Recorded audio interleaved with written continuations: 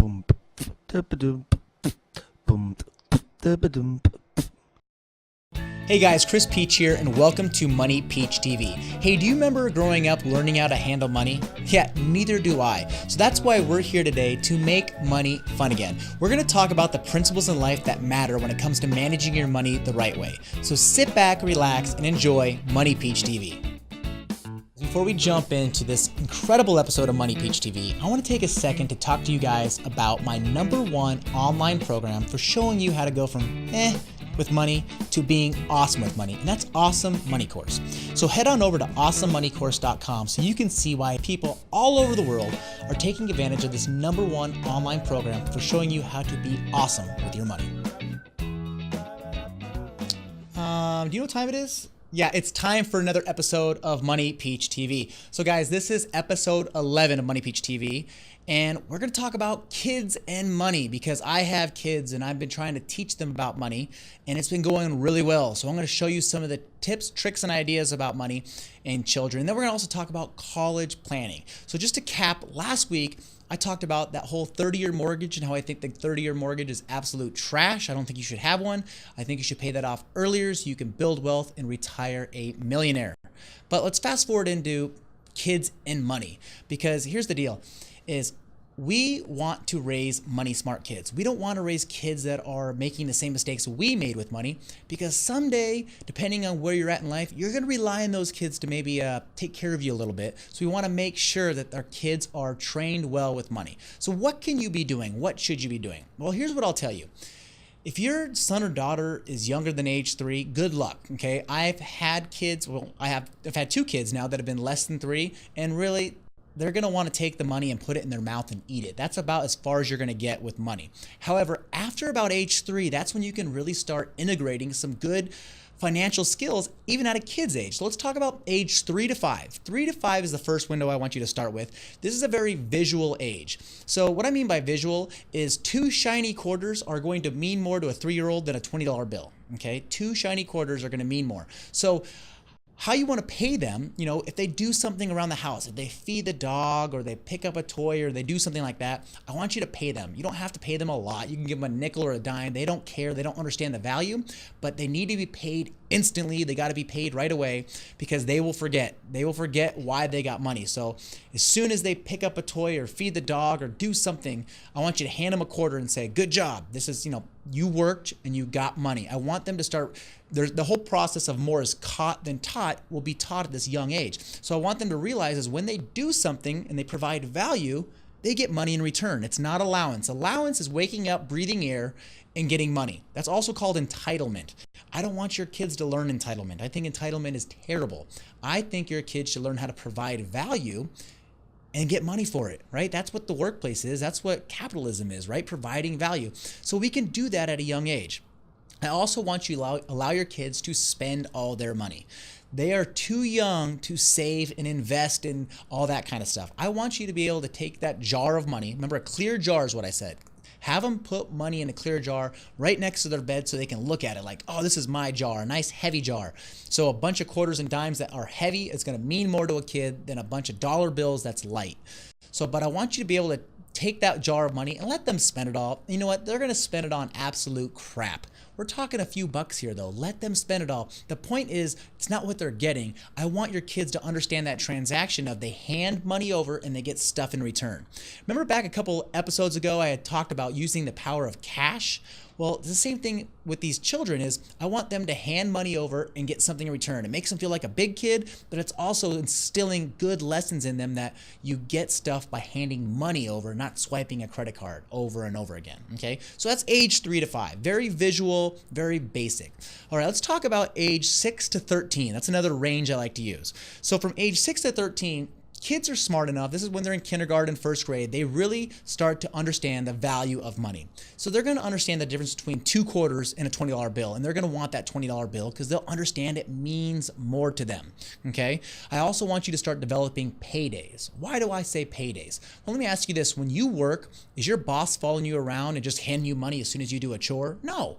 Right? You got to wait 2 or 3 weeks or a month to get paid. If you're in real estate, you might have to wait 3 months to get paid. The point is, I want you to have delayed access, or I want your kids to have delayed access to that money. I want them to learn that we don't get paid right away.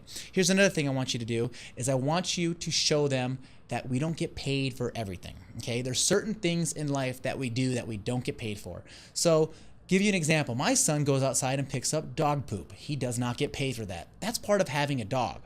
However, if he goes outside and picks up weeds or cleans the pool or something like that, I pay him for that, and I pay him on a payday. Also, we like getting paid the same day of the payday. So if we have Friday paydays or Tuesday paydays, we expect every Tuesday or every Friday we get paid on that day. That's how I want you to do it with your child. So it could be Sunday nights, whatever works for you, but I want you to create paydays for your kids so they have something to look forward to. So when they turn 16 and they work for 2 weeks and they don't get paid right away, they don't have a freak out moment. They expect that. Okay, so what else I want you to do is I want you to have them save, spend, and give. Okay, so remember I told you from age 3 to 5, those children, they can spend all of their money on crap and we're not going to care. We want that transaction piece. So as they get older, I want you to teach them how to set aside a little bit of money, because as adults, we do a horrible job of that. I've talked about that in other episodes, that we do not know how to save. So I want you to teach your kids how to take some of their money, how to save it, how to give it, and then also spend it. Of course, spending it is important. So that's age 6 to 13. All right, let's go up to age 14 and up. So 14 and older, this is where things start to get interesting, because this is where our kids form an opinion that their opinion actually matters. Well, sure it does in a way, but you still have the final say. Okay, you still have the final say. You're still the parent. I can't tell you how many times I meet with people and they tell me, oh, my kid just won't do that. Tough. Tell them they will do that. You are the boss. Tell them no. No is not a cuss word. Okay, I'll repeat, no is not a cuss word. No is okay to say. So with that said, this is where we can start transitioning into bank accounts. Okay, you can set up bank accounts. You can be attached to them. You can help monitor them. But this is where they get in the habit of going to the bank, depositing money, saving money. So a lot of the same things translate over from age 6 to 13 as they do from 14. But one of the things that I want you to do at this age, and this is going to sound crazy because no one does this, but this is something that's going to be powerful. It's going to be extremely powerful, is I want you to show your 14-year-old or age higher the money. And what I mean by that is I want you to sit down with them and I want you to show them what comes in and what goes out inside your house. Two things are going to happen there. They're going to be shocked. They have no idea the amount of money we spend, right? They just think, well, mom and dad must be rich. I don't know why they're always telling me to turn off the lights. However, when you show them how much your electric bill is, or how much groceries are, or how much the mortgage or rent is, your kids are going to start respecting that. Okay? You're no longer going to have to tell them turn the lights off or shut the door. They're going to understand mom and dad spend this much money on electricity. That's more than I make in my 2 weeks at my job. That's the point. I want them to be shocked. So show them the money. Show them the ins and outs of your money. It's not a family secret anymore. Okay. If it's a secret, then when they get older, they're going to think money is a big secret. They're not going to talk about it and they're going to fall into the same habits. I want you to open that up. I remember the first time my dad showed me our electric bill. I was shocked. I thought that was for the whole year. I didn't realize it was a whole month. All right. It's crazy. And yes, I'm still the dad today that yells at the kids and tells everybody to shut the door, and because the AC does not need to go for outside. But that's a whole nother point. So my point is, show your kids the money. All right, so we've talked about that. Lastly, for your kids, is I want you to talk to them about how to save for a big purchase. So saving for a big purchase. What do I mean by that? So they're age 14. Let's see, in a couple of years, I can see them wanting to drive, right? So what if we encourage them to start saving? I'm not saying they have to save up for 100% of their car, but what if you give them incentive?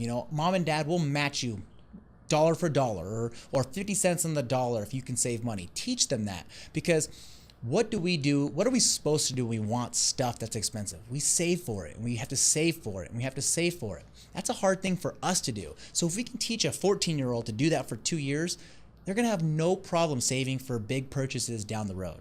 So those are my tips. Those are my big tips for saving money. Whether you're age 3 all the way up to age 18, those are some things that I want you guys to start implementing with your children, because when you raise money smart kids, your money smart kids are going to take care of you when you're older, and that's a good thing, because someday you're going to be senile, you're going to be delirious, and you're going to want your kids making good financial decisions for you. All right, guys, that's all we have today in episode 11 of Money Peach TV. Next week's episode, we are going to sum up the season. It is the season finale, episode 12. We are going to talk about the power of opportunity cost. What is opportunity cost? You're going to have to find out. So we'll see you guys next week, episode 12. Take care. Well, how do you like that? We just finished another episode where we talked about kids and money. Well, guess what? Inside Awesome Money course, my #1 flagship program, taking you from with money to awesome with money, we go through an entire module dedicated to kids, money, and college planning. So when was the last time you thought about planning for your kids' college? Is there any money left over at the end of the month to save it all? We're going to talk about how to plan for kids' college, how much money you should be saving, where should you be saving it, and really, how much is college going to actually cost when junior is old enough to go to school? So jump on in. I want you guys to be pre-notified, because when the doors open for Awesome Money course, they only open for 2 weeks and then they shut and doesn't open again until next year. So go to moneypeach.com/get it on. One more time, www.moneypeach.com/get it on, all one word, or click the button below and you will be pre-notified right when the doors open. I do not want you guys to miss this life-changing course. Boom, da-ba-doom, boom, da-ba-doom.